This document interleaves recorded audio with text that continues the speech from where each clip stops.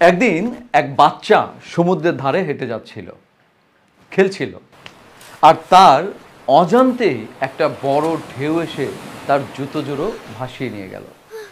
বাচ্চাটা খুব রাগ করলো, খুব কষ্ট পেল, এবং রাগে সে সমুদ্রের বালিতে লিখল, সমুদ্র একটা চোর, সে আমার জুতা চুরি করে নিয়ে গেছে। আর ঠিক সেই দিনই একটা জেলে সমুদ্র থেকে প্রচুর পরিমাণে মাছ ধরলেন, এবং যাওয়ার সময় সে সমুদ্রের বালিতে লিখে গেলেন, সমুদ্র আমার জন্য অনেক মঙ্গলজনক।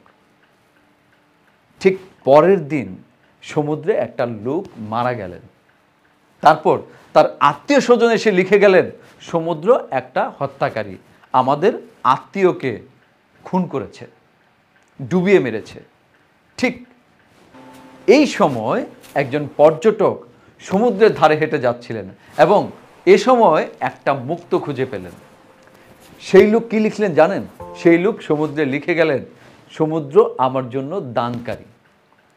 এভাবে বিভিন্ন মানুষ যখন সমুদ্রকে নিয়ে তাদের চাওয়া পাওয়াগুলি, তাদের অভিব্যক্তিগুলি লিখে যাচ্ছে, তখন বড় একটা ঢেউ এসে সমুদ্রের সমস্ত লেখা মুছে দিয়ে গেল। মোরাল অফ দ্য স্টোরি কি? আপনি যদি সমুদ্রের মতো বড় হতে চান, তাহলে কোন মানুষ আপনাকে নিয়ে কি বলছে সেগুলো নিয়ে তটস্থ করার কোনো দরকার নেই। কেউ আপনাকে ভালো বলবে, আবার আরও 10 জন সঙ্গত কারণেই আপনাকে খারাপ বলবে। আপনি যদি দাঁড়িয়ে দাঁড়িয়ে তাদের কথার উত্তর দেন, উত্তর দিতে থাকেন, যুক্তিতর্ক করতে থাকেন, তাহলে আপনি পিছিয়ে পড়বেন, এটা নিশ্চিত থাকেন।